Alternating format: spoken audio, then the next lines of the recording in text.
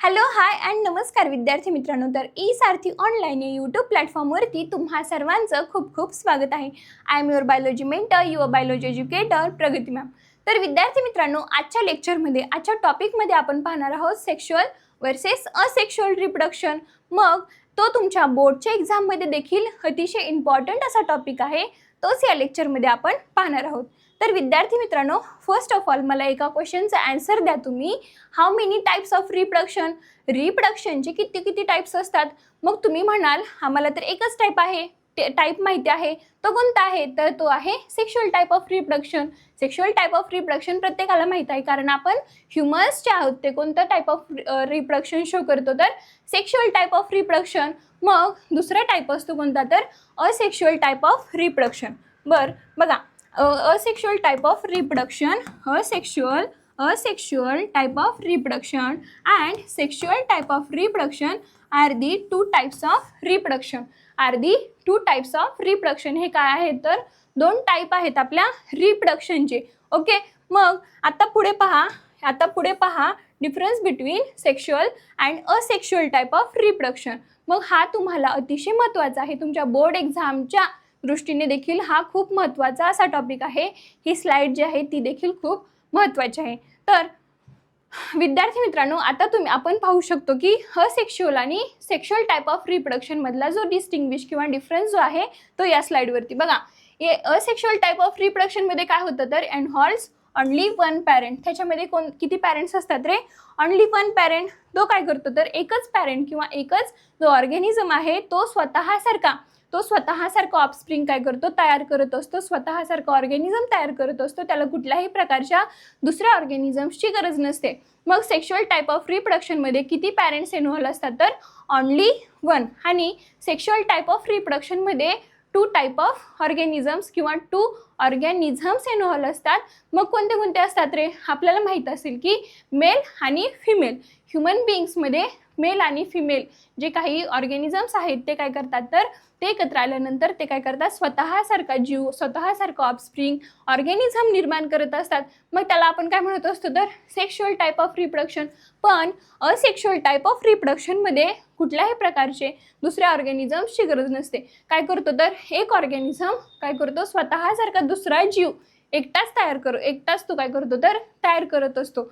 मग बघा पुढे, गॅमेट्स आर नॉट प्रोड्यूस. मग पुढे असेक्शुअल रिप्रोडक्शनमध्ये काय होतं? तर गॅमेट्स नॉट रिप्रोड्यूस. गॅमेट्स जे आहेत ते काय होतात? तर प्रोड्यूस नाहीत होत. कारण का? तर गॅमेट्स म्हणजे काय होतं रे? गॅमेट्स म्हणजे काय असतं? तर गॅमेट्स म्हणजेच काय? तर सेक्स सेल. ओके, गॅमेट्स म्हणजेच काय होत असतं? तर सेक्स सेल. मग याच्यामध्ये काही गरज आहे का रे सेक्स सेलची? कारण ह्याच्यामध्ये तर असेक्शुअल रिप्रोडक्शनमध्ये तर काय होत असतं? तर ते ऑर्गॅनिझम स्वतःसारखं ऑर्गॅनिझम स्वतःच तयार करत आहेत. मग त्याच्यामध्ये वेगवेगळ्या सेक्स सेल्सची काही गरज आहे का? तर नाही. असेक्शुअल रिप्रोडक्शनमध्ये गॅमेट्स आर नॉट प्रोड्यूस. आणि सेक्शुअल रिप्रोडक्शनमध्ये काय होतात? तर gametes are produced by the organisms. मग ह्याच्यामध्ये गॅमेट्स प्रोड्युस्ड असतात, जसं की आपल्या ह्युमन बिईंग्समध्ये तुम्हाला माहिती असेल की आपल्या ह्युमन बिईंग्समध्ये आपले जे काही मेल गॅमेट्स असतात किंवा मेल गॅमेट्स असतात त्याला आपण काय म्हणत असतो रे? त्यालाच आपण काय म्हणत असतो? तर स्पर्म सेल. ओके, आणि जो पण काही आपला फिमेल गॅमेट्स असतो, फिमेल सेक्स ऑर्गन असतो, त्याला आपण काय म्हणत असतो? तर ovary. Okay, ovary or ohm. Okay, बघा ह्याच्यामध्ये काय असतात? तर गॅमेट्स असतात. जे सेक्शुअल रिप्रोडक्शन आहे त्याच्यामध्ये काय असतात? तर सेक्स सेल्स असतात. मेल जो आहे, मेल सेक्स ऑर्गन आहे तो कोणता असतो? तर स्पर्म. आणि जो फिमेल गॅमेट्स असतो तो कोणता असतो? तर ओव्हरी किंवा ओहम. मग ते पण आपण या डिफरन्समध्ये पाहिलं. तर आपण आता असं म्हणू शकतो की gametes are produced by the organisms. आणि इकडे काय? तर असेक्शुअल टाईप ऑफ रिप्रोडक्शनमध्ये गॅमेट्स आर नॉट प्रोड्यूस. बघा पुढे बघा, आता इथे पाहू शकता तुम्ही, offsprings are genetically identical to the parents. बघा, जे काही ऑफस्प्रिंग्स आहेत, जे ऑफस्प्रिंग्स म्हणजे काय म्हणतो? तर आपण नेक्स्ट जनरेशन. ऑफस्प्रिंग्स म्हणजेच काय? तर next generation are genetically identical to the parents. Asexual रिप्रोडक्शनमध्ये काय होतं तर ते कसे असतात, ऑफस्प्रिंग्स किंवा नवीन झालेले ऑर्गॅनिझम्स असतात ते कसे असतात, एकदम सिमिलर टू दी त्यांच्या पॅरेंट्ससारखे असतात. त्यांच्या पॅरेंट्ससारखेच एकदम सेम टू सेम डिक्टो त्यांच्यासारखे काय असतात तर दिसायला असतात. आणि हे जे काही सेक्शुअल रिप्रोडक्शन आहे त्यांच्यामधली जे ऑफस्प्रिंग्स असतात, नेक्स्ट जनरेशन असते, त्याच्यामध्ये शो जेनेटिक व्हेरिएशन. ते काय शो करतात रे तर जेनेटिक व्हेरिएशन. मग तुम्ही याच्यामध्ये पाहू शकता बघा, हप्ता याच्यामध्ये बघायला आपण की आता जे सेक्शुअल रिप्रोडक्शन आहे, सेक्शुअल रिप्रोडक्शनमध्ये काय होतं तर मेल आणि फिमेल गॅमेट्स काय होतात तर एकत्र येतात. मेल आणि फिमेल DNA काय होतं तर एकत्र येतो. मेल आणि फिमेल DNA एकत्र आल्यानंतर त्याच्यातला जो हायली डॉमिनेटेड DNA जो आहे, हायली डॉमिनेटेड जो DNA आहे तो काय करतो तर कॅरेक्टर शो करत असतो. तो काय करत असतो तर कॅरेक्टर शो करत असतो. ओके, कोण शो करत असतो ते हायली डॉमिनंट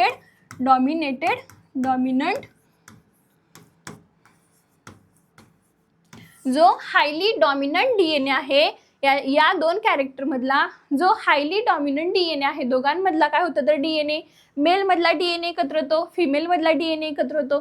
त्या दोघांचं कॉम्बिनेशन झाल्यानंतर त्याच्या दोघांमधला जो हायली डॉमिनंट DNA आहे तो काय करतो तर हा आपला कॅरेक्टर शो करत असतो. ठीक आहे, मग आता आपल्याला हे पण समजलं, कन्फ्यूज नाही व्हायचं.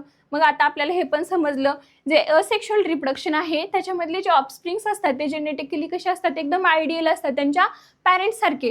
आणि सेक्शुअल रिप्रोडक्शन मधले जे काही ऑफस्प्रिंग्स असतात ते कसे काय असतात तर शो जेनेटिक व्हेरिएशन. ते काय शो करतात तर जेनेटिक व्हेरिएशन शो करत असतात. देन पुढे बघा this cell division are only mitotic. Cell division कोणत्या प्रकारचे होते तर मायटॉटिक, त्यालाच आपण मायटोसिस देखील म्हणू शकतो. आणि सेक्शुअल रिप्रोडक्शनमध्ये काय होतं तर gametes are produced by meiotic division, only zygote developed by mitotic division. ह्याच्यामध्ये कोणत्या टाईपची सेल डिव्हिजन होते तर मिओटिक टाईप ऑफ डिव्हिजन, आणि इकडे कोणती होती तर मायटॉटिक किंवा mitosis type of cell division होत असते. देन पुढे बघा असेक्शुअल टाईप ऑफ रिप्रोडक्शनमध्ये काय होतं तर large number of organisms are produced in a very short time. मग असेक्शुअल टाईप ऑफ रिप्रोडक्शनमध्ये कुठल्याही प्रकारचं वेळेचं बंधन नसतं. ते खूप जास्तीत जास्त ऑर्गॅनिझम्स रिप्रोड्यूस करू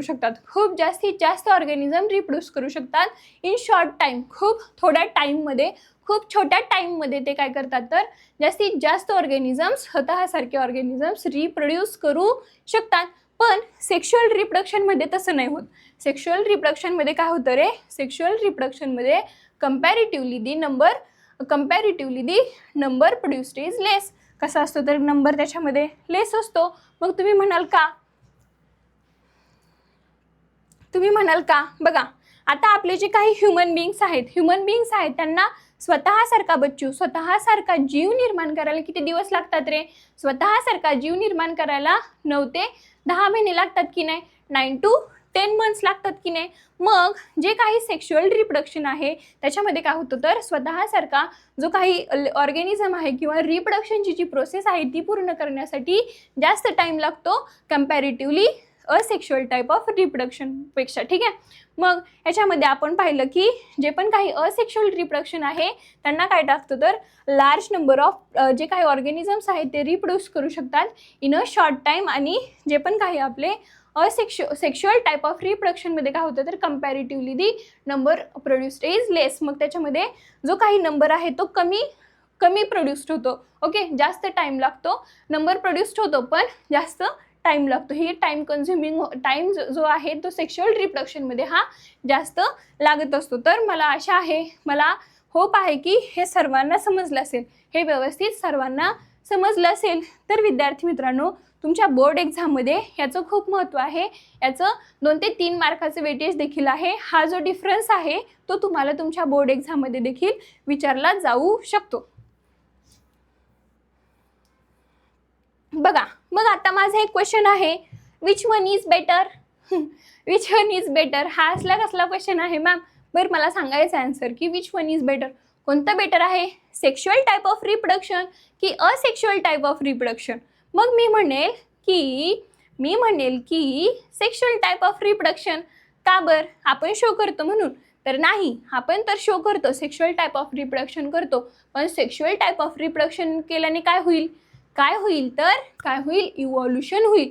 इव्हॉल्युशन झाल्यामुळे काय होईल तर जे पण काही जे आपले जे ऑफस्प्रिंग्स आहेत ते काय होतील तर कुठे पण अडॉप्ट होतील आणि त्यांच्यामध्ये काय होईल तर व्हेरिएशन्स, ओके, व्हेरिएशन्स काय होतात तर ते क्रिएट करत असतात. मग जे काही इव्हॉल्युशन जे आहे ते त्याच्यामुळे क्रिएट होईल. म्हणून कोणतं बेटर आहे तर सेक्शुअल टाईप ऑफ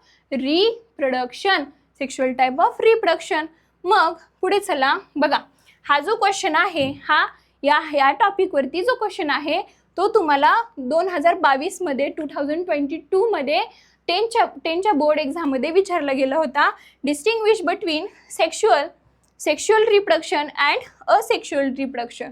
बघा, असेक्शुअल आणि सेक्शुअल रिप्रोडक्शन जे आहे डिस्टिंग्विश करायचं होतं. किती मार्क्ससाठी तर 2 ते 3 मार्क्ससाठी. ठीक आहे, 2 ते 3 मार्क्ससाठी हा क्वेश्चन येतो आणि हा क्वेश्चन खूप महत्त्वाचा आहे. मग तुम्हाला तेवढी स्लाइड किंवा तेवढं डिस्टिंग्विश जरी तुम्ही व्यवस्थितरित्या केलं तर तुम्ही आउट ऑफ मार्क देखील मिळवू शकता.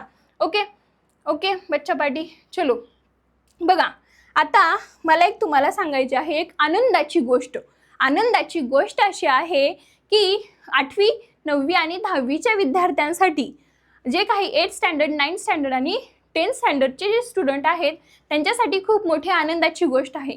तर सारखी ऑनलाईन प्लॅटफॉर्म घेऊन येत आहे तुम्हा सर्व विद्यार्थ्यांसाठी एक फ्री बॅच, जी की 1 जानेवारीपासून सुरू होणार आहे. त्या नवीन वर्षामध्ये नवीन तुमच्यासाठी गिफ्ट घेऊन येत आहे सारखी ऑनलाईन. मग ती फ्री बॅचमध्ये तुम्हाला सर्व तुमचं रिव्हिजन लेक्चर्स असतील. तुम्हाला तुमचे संपूर्ण रिव्हिजन लेक्चर ऑनलाईन प्लॅटफॉर्मवरती शिकवले जातील, पूर्णपणे मोफत शिकवले जातील आणि घर बसल्या तुम्हाला बघायचं आहे. मग त्यासाठी काय करायचं आहे, तुम्हाला सारखी ऑनलाईन मोबाईल ॲप्लिकेशन जे की प्ले स्टोअरवरती अवेलेबल आहे ते तुम्ही तुमच्या मोबाईलमध्ये डाउनलोड करायचं आहे. ते डाउनलोड केल्यानंतर रजिस्ट्रेशनची जी काही प्रोसेस आहे ती पूर्ण करायची आहे. ती झाल्यानंतर 1 जानेवारीपासून ज्या फ्री बॅचेस सुरू होणार आहेत त्या तुम्ही पाहायच्या आहेत. आणि तुमचा जो अभ्यास आहे किंवा तुमची जी शिक्षणाची गंगा आहे, तुमचा जो शिक्षणाचा प्रवाह आहे तो आमच्यासोबत पूर्ण करायचा आहे. ओके, बघा, आय होप की तुम्हा सर्वांना हे लेक्चर व्यवस्थितरित्या समजलं असेल. तर विद्यार्थी मित्रांनो, अशाच प्रकारचे नवनवीन कन्सेप्ट, अशाच प्रकारचे नवनवीन क्वेश्चन आणि त्याच्या वेगवेगळ्या जे काही टॉपिक्स आहेत ते पाहण्यासाठी तुम्ही आमच्या चॅनलला म्हणजेच सारखी ऑनलाईन या चॅनलला सबस्क्राईब करायचं आहे.